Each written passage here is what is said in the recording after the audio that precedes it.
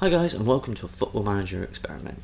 This is going to be a little different from other experiment videos because it's going to revolve mostly around regens.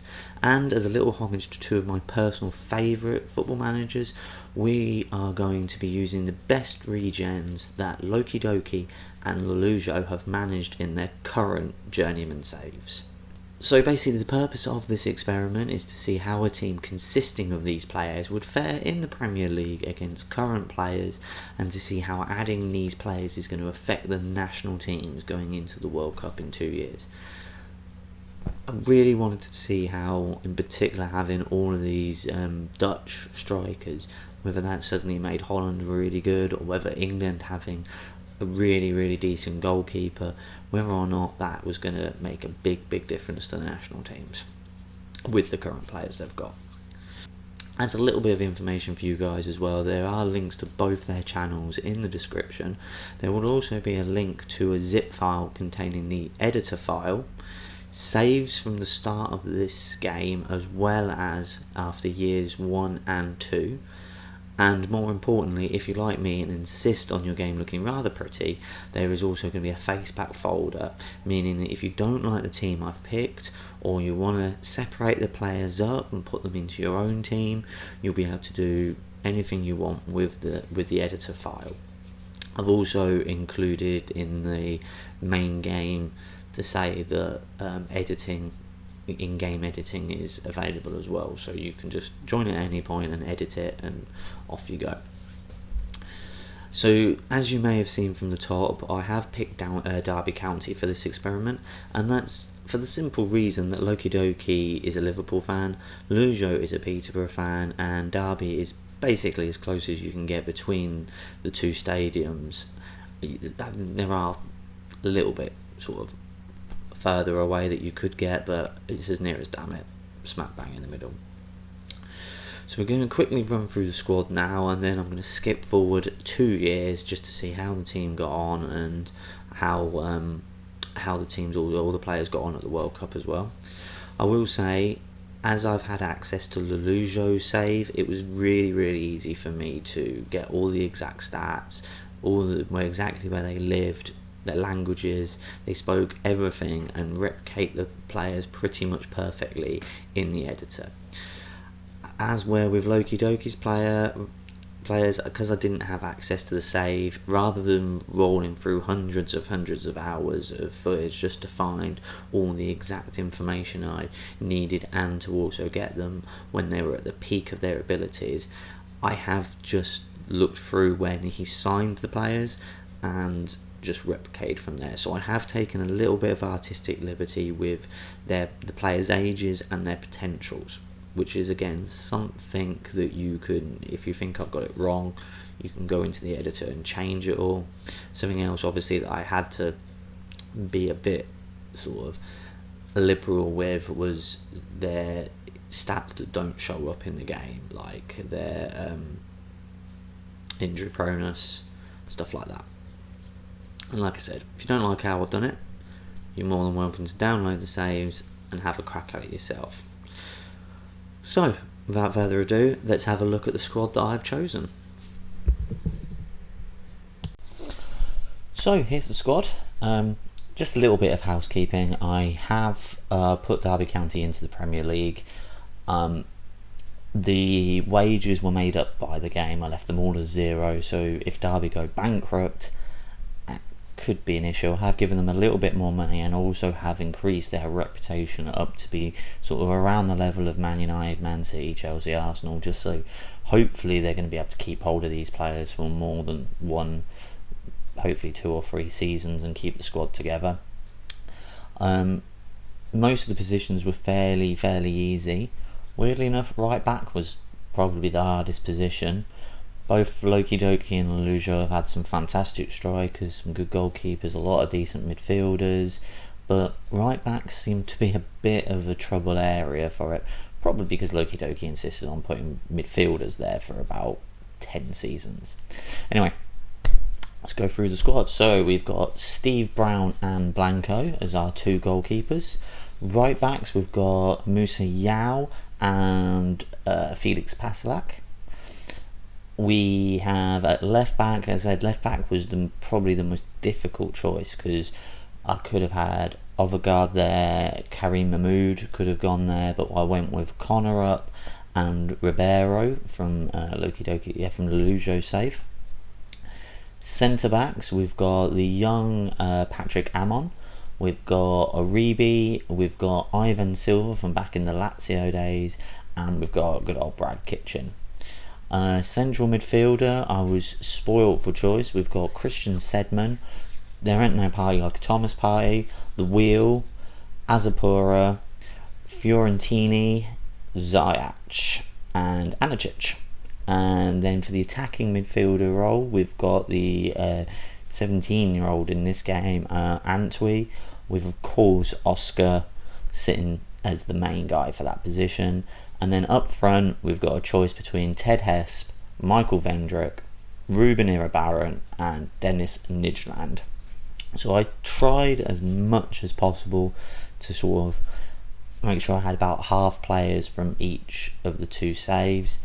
We have in the under 23s put through in some of the guys that aren't regens, that are possibly, they're just really young players basically that we could put in there.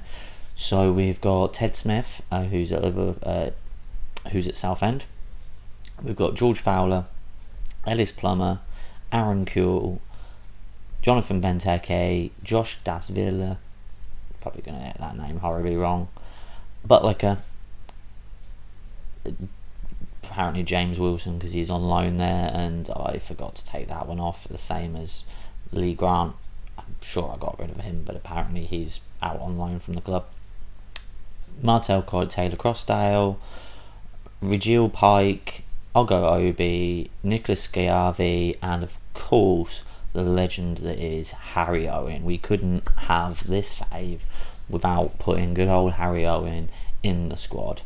And just as one other little bit of information, Jaap Stam's our assistant manager.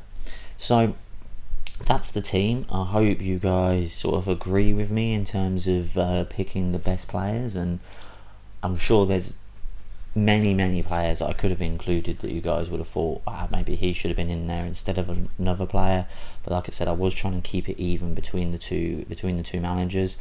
And we're now going to skip on, I'm going to skip on 2 years, and then I'll do a quick run through of what happened in the first 2 years, and also see what happened in terms of the World Cup and how the players performed during the World Cup.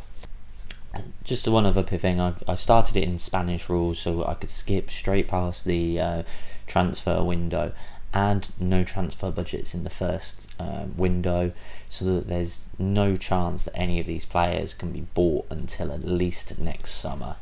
Just to make sure that if Derby weren't doing very well in January, people weren't going to just come in and try and buy them all, because they can't, there's no transfer budgets. So I'll see you in a bit, guys.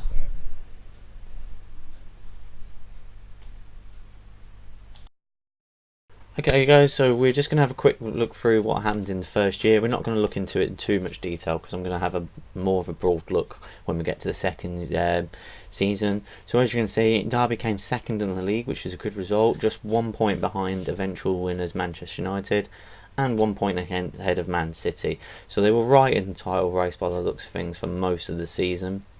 Assistant manager Jaap Stam did take over once I retired, as soon as I'd finished recording the first bit, so he's done alright for them. And yeah, it looks like for the first season, Manchester United drawing lots of matches has actually helped them win the league on this occasion. As for the FA Cup, Derby get knocked out in the semi-final against Arsenal, so still not a bad result, and they have also picked up some silverware in the EFL Cup. So all in all, a decent first season for Derby, and you'd expect them to build on it. So let's go and see what happens in the second year. Okay guys, so here we are, year 2. Let's have a look how Derby did. And as you can see straight away, they have won the Premier League this season. So winning it by 8 clear points from Man City, with Man United dropping down to 3rd. Arsenal, surprise surprise, in 4th. in their first season in the Champions League, they've done well. They've got through to the semi-finals where they've eventually been knocked out by eventual winners Arsenal. So I suppose if you're an Arsenal fan, you're saying, well, winning the Champions League and fourth is better than anything else. So I'm sure they're happy. As for the FA Cup, they've added that to the Premier League trophy, giving them the double this season, and also adding that to the EFL Cup, of course, they won last season, which they weren't able to retain this year, getting knocked out in the semi-finals by Stoke, with Leicester City going on to win it. So all in all, very, very good season for Derby there. Let's have a look at how the players have done on the awards. So, Golden Glove this season, that's gone to Steve Brown, so he's had a really good season by the looks of things, keeping 18 clean sheets. Last season he came second to David De Gea. Football of the Year, this year it was Mata, but last year Oscar won it. So obviously last season he had a pretty decent one. Manager of the Year, Yapstam's not on that. Player of the Year, so Aguero won it this year, but again it was Oscar that won it last year, so obviously last year was shaping up to be a very, very good season for him, because he's also picked up the young player of the season 2 years running. So he basically did a clean sweep last season where he got the players player, the Premier League player, and also the young player. So very, very good season for him last year. Still, by the looks of things, a decent season for him this year as he's picked up the young player. And let's have a look at the team of the year for this season. Irabarren and Oscar both make it. So does Steve Brown. And last season it was just Oscar that made it. In terms of for all the seasons they've played, so David De Gea sneaks in just ahead of Brown, with Oscar and Irabarren making it as two of the best 11 players over the 2 years. So that's how their players have all done. So let's have a look at the transfers. As you can see, they've sold Paslak to Arsenal. They did that last season, right on the last day of January, where they then lent out Antwi and Partey, both on loan to Middlesbrough and West Brom respectively, bringing in a young Dutch right midfielder. Let's have a look at what they did this season. So a bit of a surprise there. Dennis Nijland, first name on the list, they let him go to Liverpool. From what I saw of the first season, I don't think he got enough game time, so he was probably moaning that he wanted to leave. But they've also sold Connor up in a potentially £45.5 million deal to Man City, so that's one that if I'd been in charge I certainly would have tried to prevent from happening. But in terms of players they've brought in, so they've brought in Iker Muain for free, Wesley Hoyd from Lazio, he's a young central defender, 24 now, Dutch as well, so they are trying to get a bit of a Dutch contingency going. Danilo from Madrid, a young player. Weirdly, they brought in Vito, and they paid 13 million for him on the 16th of the 7th, and then sold him 6 months later. So making a loss on him, but potentially a gain. So obviously he just didn't cut it, but they did bring in Nolito, Bertrand obviously to replace Connor up, and Westergren, who's a regen and playing at right back. So just a little bit of extra cover. So all in all, let me know what you think about their transfers. I'm disappointed about Nijland and Connor up leaving, but realistically I think they've done quite well with who they've brought in as replacements. And finally, one last quick bit of information for those of you that are big Harry Owen fans. He managed one cup performance this season where he played a 7.0, and last season he played 3 substitute cup appearances where he played a 6.7. So I reckon he's slowly working himself into the team. A team of this quality, I reckon Harry is right in amongst the best of the best players that he loves being in and around, and he should be right at home there. So hopefully over the course of the next couple of seasons he gets a bit more action up front. that pretty much sums up with how well Derby have done and how well the players have done on a domestic level. Let's go and see how they did at the international stage at the World Cup. So here we are, the World Cup. I'm going to focus on 3 teams. I'm going to be focusing on Spain because of Eva Baron, England because of Brad Kitching and Steve Brown, and also Holland because of Nijland, Hesp and Vendrick, to see how they've done. Unfortunately, Turkey didn't make it. No matter how good Oscar has been over the last 2 seasons, it wasn't enough to get Turkey to the World Cup. But let's see how those 3 teams did. So, and if we scroll down a bit, you can see that both Spain, Holland and England made it through the group stage. But rather disappointingly, and perhaps ominously, they all 3 of them only made it as second in their group, not winning their group. So even with all these world-class players being added to the game for these teams, both England, Holland and Spain unable to win their groups. So let's see, going into the second round, how well they did then. Right, well, straight away you can see Spain losing 2-0 to Brazil, Holland winning 3-1 against Uruguay, and England unfortunately getting knocked out 1-0 to France. Moving on to the quarters, and we've lost all the teams. Holland losing 2-0 to France, but to be honest with you, no real great surprises there. I know all these world-class players have come in, but there was lots of different nations, and I think the players have just been spread around a bit too much, and most of the top teams have sort of kept how good they are, and most of the top players are still doing well. So no great surprise to see Belgium, Brazil, France and Portugal being the last 4 left. A few teams like Italy getting knocked out. The fact that Cape Verde were there and not somebody like Germany, it's a bit of a surprise, but ultimately 4 probably worthy teams going through to the quarterfinals. Let's see who goes to the semis and goes on to win it. So Portugal and Brazil going through, but both needing more than the 90 minutes to do so. Portugal winning 0-0 through penalties, and Brazil winning 1-0 after extra time. Having a quick look at third place playoff, and that's a convincing 4-0 victory for France against Belgium. And finally, the final, where Brazil beat Portugal 3-1, going on to win yet another World Cup. So that's a fantastic result for Brazil, proving once again just how good at football they are. So guys, thanks for watching. Let me know if there's anything you'd like to have seen different, anything that you would have liked to seen added in. Let me know what you thought the players did and how well they played. Don't forget, as I said before, all the save data is available underneath in the description, so you can download the editor, you can download the save games that I've got here and either play on from here or edit it and play from the beginning.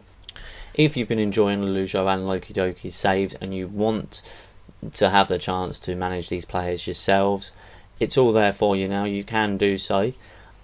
One last thing, don't forget to subscribe to the channel. I will be doing more and more videos soon.